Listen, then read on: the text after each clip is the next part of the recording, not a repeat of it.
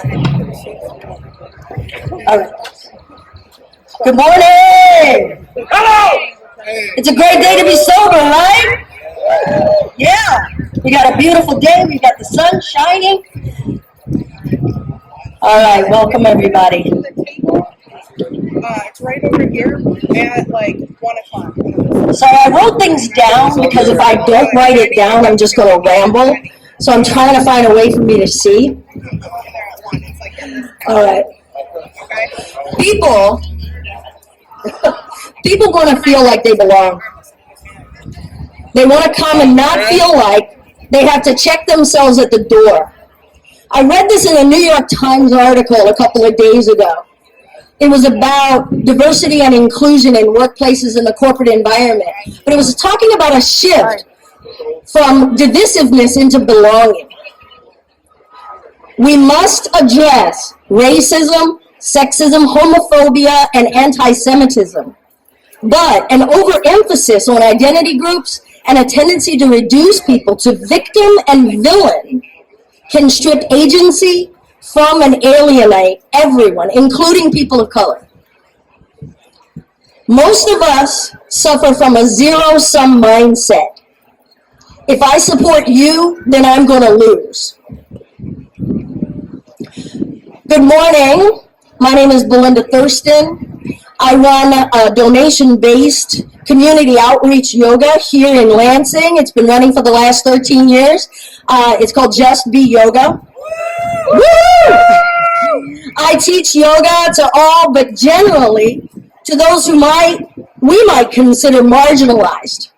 Curvy-bodied people, those with little to no money, the LGBTQ and allied people, the theys, thems, and trans, where my people at out there, my rainbow community, people of color, refugees, survivors of sexual trauma, and importantly, I teach yoga for recovery from alcohol and other forms of addiction. Over the years, I've been open to those who felt they didn't belong in fitness studio environments, in yoga studio environments, people who didn't feel that they had the right body, spoke the right language, were too broken, or just plain broke. Folks who didn't feel like they didn't feel fit in. They came because I opened the door to them.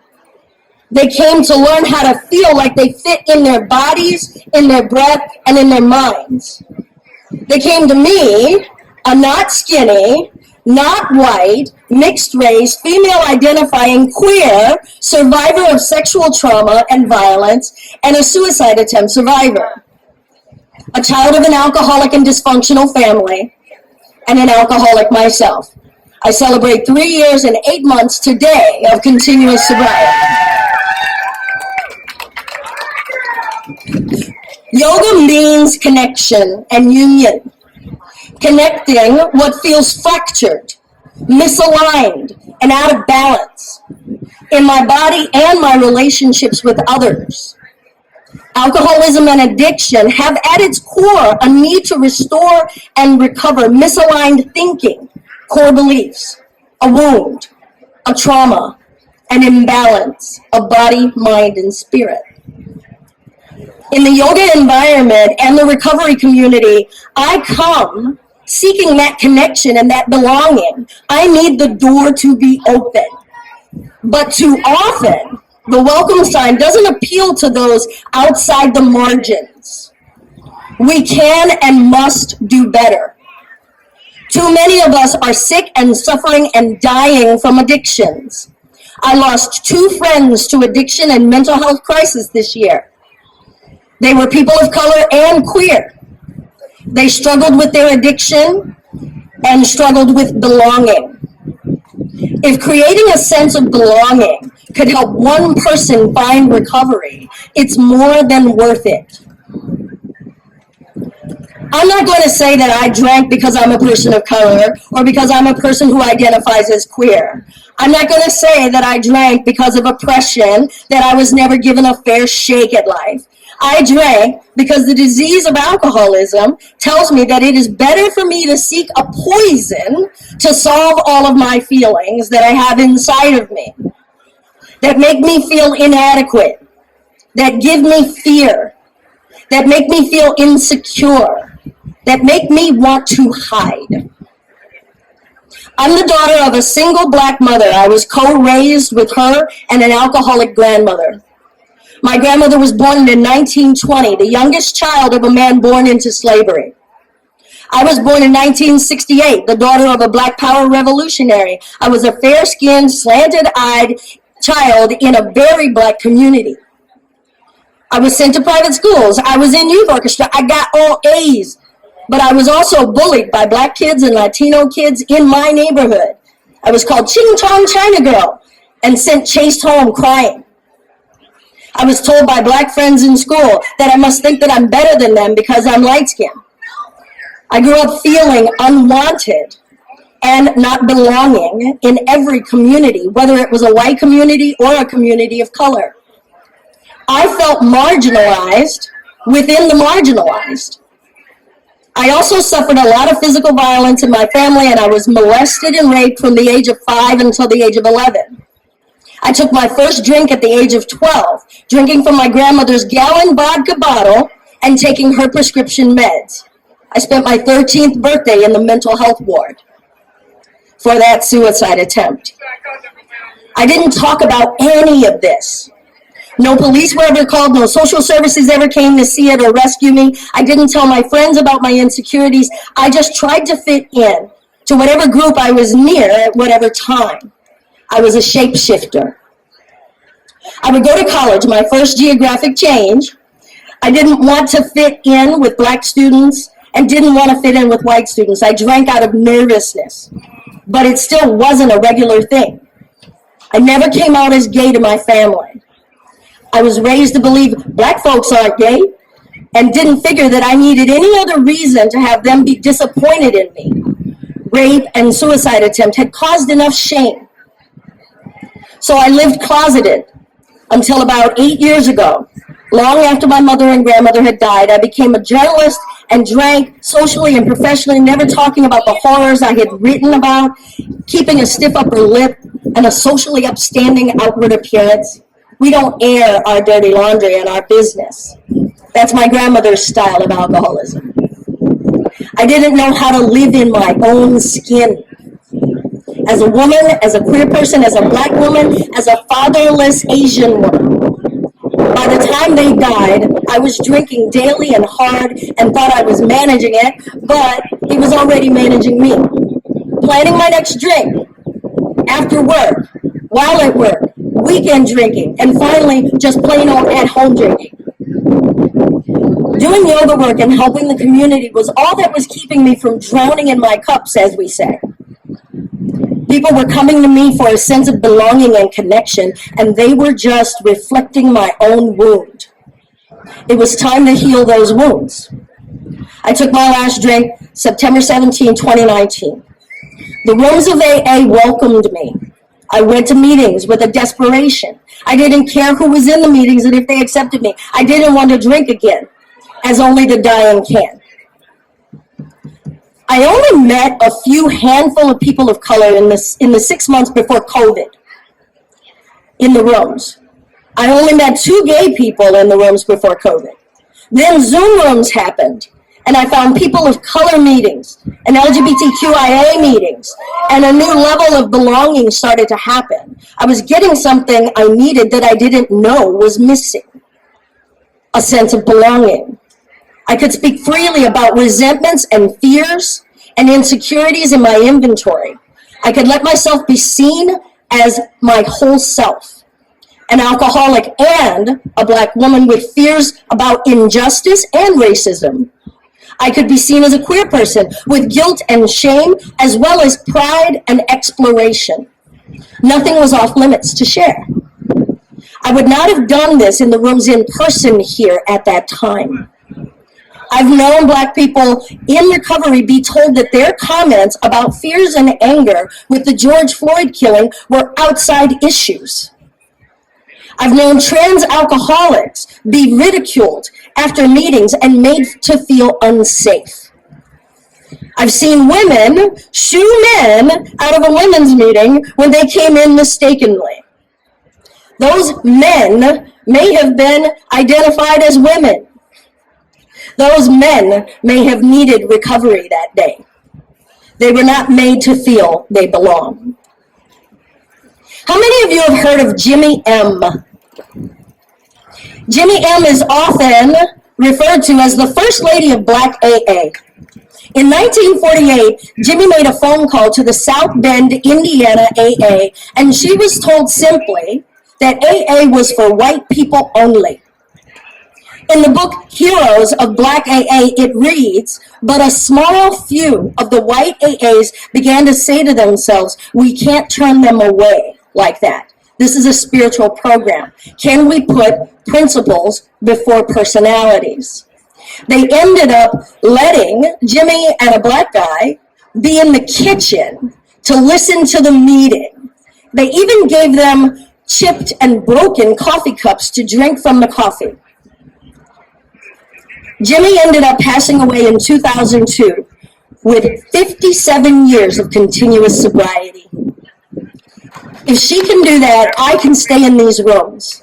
And if these rooms can change from the way that they were from 1948 to the way they are now, imagine the possibilities of what recovery can be and who can find recovery in the future. It only takes a small few of us to make a difference, to do something differently. And it takes courage, and it takes patience, and it takes love, and it takes tolerance. So what can we do differently today? We can each and every one of us, what can each and every one of us do differently today? As my sponsor is fond of asking me, are you willing to go to any lengths for your recovery, Belinda? Yeah. And am I, God willing, am I willing to go to any length to help another person find recovery? So what can I do differently to create an environment of belonging for myself and for others? Belonging meaning that I can bring my true self all the time. Belonging meaning I let you bring your true self all the time. Number one, how are you helping? Create an environment of belonging in your recovery community. How are you personally helping? Whether you work in a rehab, a detox facility, or you're in the rooms of AA or NA or another recovery program, is your language inclusive? Are your outings and special events inclusive? Are you reaching out a hand to a newcomer who is very different than you are? Are you letting go of any fear that you stand to lose something? And are you going into new environments, allowing yourselves to step out and be met with love to counter your fear? Or do you stay in the same environment? Do you believe the myth in your head that you don't belong? Putting up a block, an obstacle to new and wondrous and miraculous relationships. Find out about LGBTQ resources like the Salis Center. The Salis Center is down on North Washington Avenue. It is an LGBTQ community center. Find out about Wild Friend Wellness. That's over by Frandor. And that's a BIPOC and LGBTQ-based mental health facility. Find out more about LAAN, Lansing Area AIDS Network, which offers all kinds of resources to people with AIDS and HIV, but greatly serving the gay community here. Put information about your meetings and addiction services there. Know the community centers like Cristo Rey, The Fledge. Reach out. Offer Narcan trainings, peer recovery trainings. Hold recovery meetings there. Learn about refuge recovery and smart recovery and other 12-step programs. CODA, Codependence Anonymous. I might need that. Adult Children of Alcoholics. I'm a card-carrying member. And others. Meet people there and share information. There's a 10 a.m. LGBTQ AA meeting at the Salis Center every Saturday. There's a Monday meeting for LGBTQ NA meeting at Wellness Inc. on Michigan Avenue. Make connections with other organizations that serve marginalized communities, like One Love Global, like the Michigan Poor People's Campaign. Those that serve the unhoused. Go down to Reuter Park. Find out about Homeless Angels. Get to know and support sharing information about harm reduction and not just abstinence.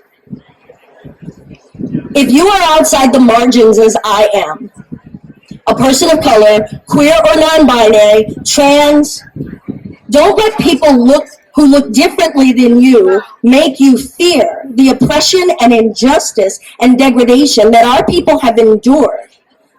Don't let it stop you from getting what you need. Get a buddy to go with you into recovery, to go to meetings, to take you to the detox, to meet you at your home. Recovery is not only about letting go of what's killing us, but it's a reclamation. A reclamation even for our ancestors and those who've gone before us on this journey.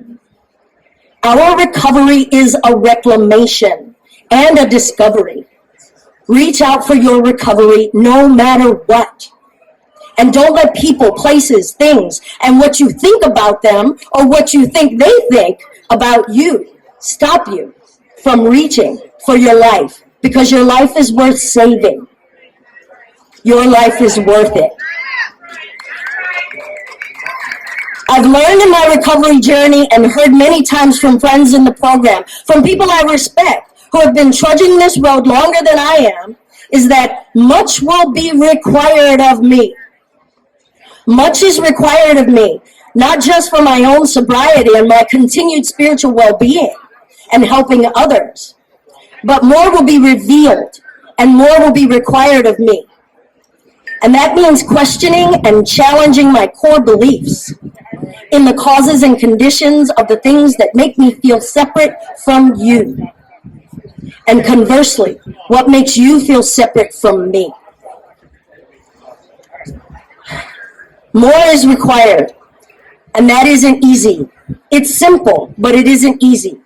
None of us likes to look inside of our own dark closets. It's uncomfortable to uncover our biases, our fears, our microaggressions.